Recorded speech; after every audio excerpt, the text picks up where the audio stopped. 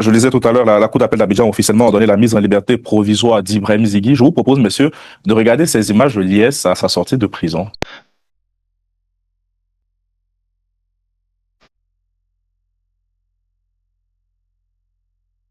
Je prie tous les jours pour les autorités, pour la réconciliation, pour la paix. Je bénis. La Côte d'Ivoire retient son souffle. Après plusieurs mois de détention, le cyberactiviste Ibrahim Zighi retrouve provisoirement la liberté. Une décision qui soulage ses proches, mais qui relance aussi le débat sur la justice, la liberté d'expression et l'avenir politique du pays. La première dame, Dominique Ouattara, une dame de cœur, que Dieu a touché, Dieu qui a incliné le cœur des rois. Amen. Je bénis le Seigneur. Que Dieu bénisse celle-là même que Dieu a utilisée.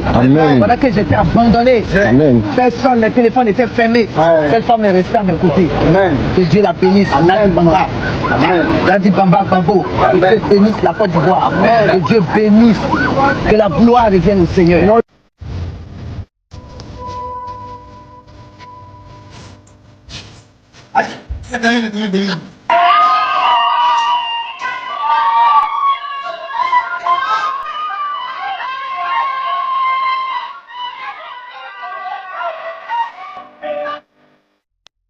Aujourd'hui, c'est avec beaucoup d'émotion que nous accueillons le retour d'Ibrahim Zighi parmi nous.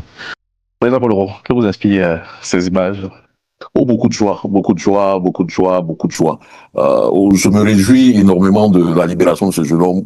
Lorsqu'il avait été arrêté, et je dirais même enlevé, je me suis fendu d'une publication où j'ai tensé la justice ivoirienne parce que je n'arrivais pas à comprendre le niveau de chosification de l'être humain auquel la justice ivoirienne était arrivée.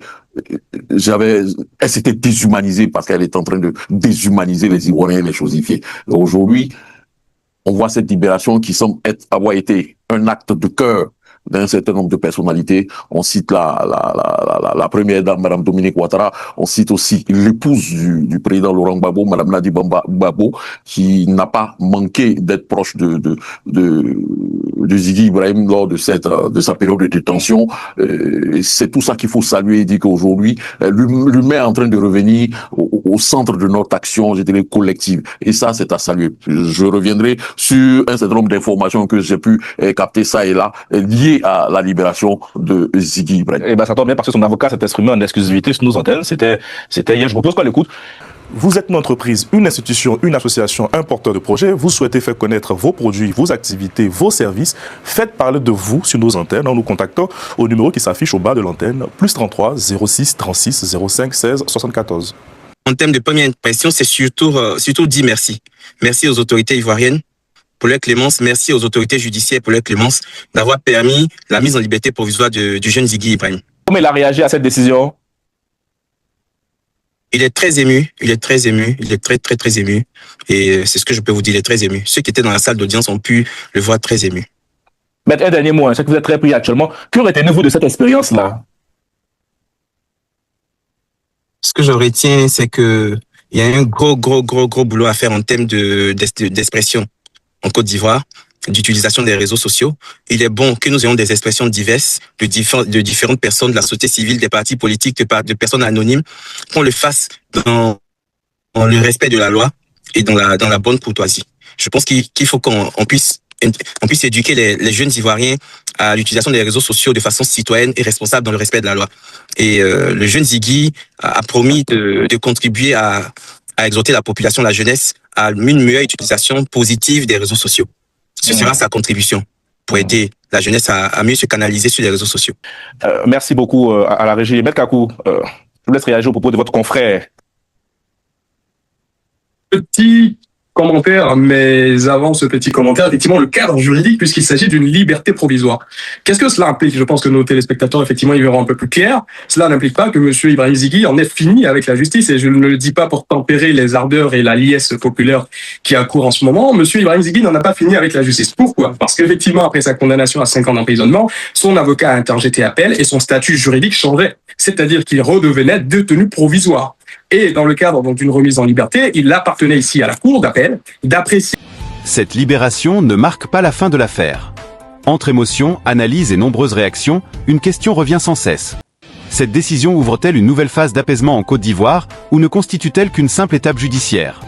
Si oui ou non, il remplissait les conditions pour être placé sous contrôle judiciaire et non plus détenu provisoirement. Et dans le cadre effectivement de cette décision qui a été rendue hier, la Cour d'appel a estimé assurément qu'il remplissait désormais les conditions pour ne plus subir une détention provisoire qui, on rappelle, effectivement n'est pas le principe étant la liberté, la détention, l'exception. La Cour d'appel ayant ici estimé qu'il remplissait désormais les conditions permettant sa libération provisoire, a ordonné sa libération provisoire. Pour autant, son parcours judiciaire, en tout cas, n'est pas encore fini, puisqu'il y aura un procès en appel, lequel procès en appel permettra à la Cour d'appel soit d'infirmer le jugement, soit de le réformer en revisant la peine, ou alors en rallongeant le quantum de la peine dans l'instance d'appel qui arrivera. Donc ça, c'est pour poser le cadre juridique, pour ne pas effectivement que nos téléspectateurs puissent ici considérer qu'il est remis définitivement en liberté par la justice ivoirienne. Cela dit, quel commentaire est-ce que je veux faire ? C'est mon confrère, confraternité oblige, effectivement, je ne vais pas aller plus loin que ce qu'il dit. Moi, je pointe juste un propos. Merci à la justice ivoirienne. Merci à la justice ivoirienne. Vous savez, aujourd'hui, pendant que nous tournons cette émission, Madame Le Pen est en appel. Et je ne suis pas certain que Madame Le Pen, remise en liberté tout à l'heure ou ayant vu sa condamnation réformée, aura un mot pour les autorités françaises. Vous voyez ? C'est ça que je veux pointer. Je pense que vous aurez compris la substance de mon propos. Moi, je suis un fervent attaché aux textes et aux règles. Je ne conçois pas que la justice soit sous influence parce que pour moi, ce n'est pas démocratique. Et lorsqu'on dit un avocat a ses mots, il choisit ses mots, ce n'est jamais anodin. Merci aux autorités ivoiriennes. Merci aux autorités ivoiriennes. On a vu la mère de ce jeune homme nous dire merci à Madame Dominique Ouattara. Madame Dominique Ouattara, je ne lui connais pas de fonction juridictionnelle. Elle n'est pas juge en Côte d'Ivoire.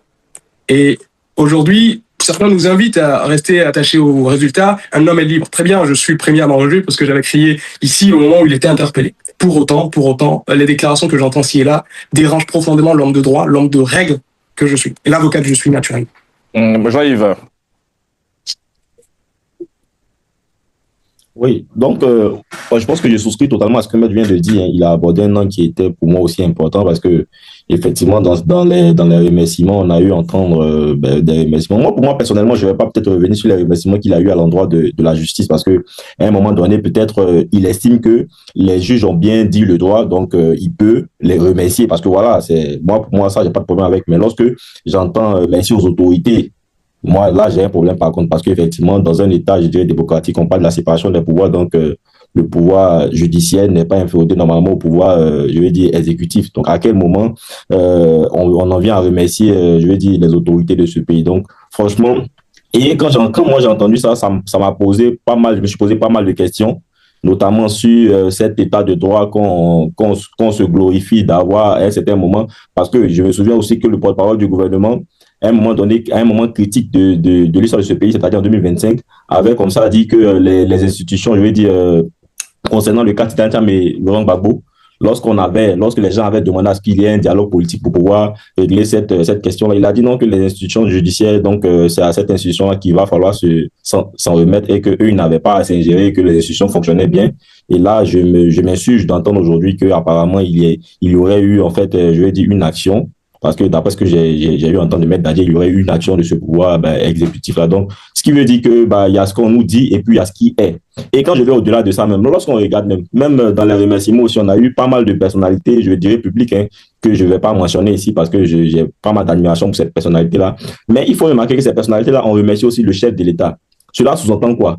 Que dans ce pays-là, la population, au-delà de nos gouvernants qui se disent qu'on est dans un État où, je dirais, tout fonctionne bien, la population en elle-même n'a pas encore, je vais dire, appréhendé ce truc-là, selon le peuple, moins selon la population dans sa majorité, donc à travers ces personnalités du showbiz qui sont prononcées là, elles s'en remettent aussi, c'est-à-dire elles remercient aussi le chef de l'État. Comment est-ce que dans un État, on peut remercier le chef de l'État parce que la justice a pris une décision? À un moment donné, lorsqu'on entend ça, il faudrait que nos gouvernants se posent l'action de savoir est-ce que peut-être le peuple même à son niveau même ne se dit pas aujourd'hui que l'institution judiciaire en elle-même ne fonctionne pas correctement et qu'il y a au-delà de cette institution judiciaire, on a d'autres pouvoirs qui, je vais dire, qui agissent sur ces institutions. Donc il y a plusieurs questions qu'on se pose et aujourd'hui, moi je pense que à travers cette remise en liberté de Ziggy, qui a déroulé pas mal d'actions, nos gouvernants aussi doivent se poser de bonnes questions et puis voilà, c'est ce que je peux dire pour l'instant. Le dossier Ibrahim Ziggy est loin d'être terminé. Son procès en appel reste attendu, et sa future prise de parole pourrait encore influencer le débat public. Une chose est sûre, cette affaire continue de faire réagir toute la Côte d'Ivoire. Dites-nous votre analyse en commentaire et abonnez-vous pour ne rien manquer de l'actualité.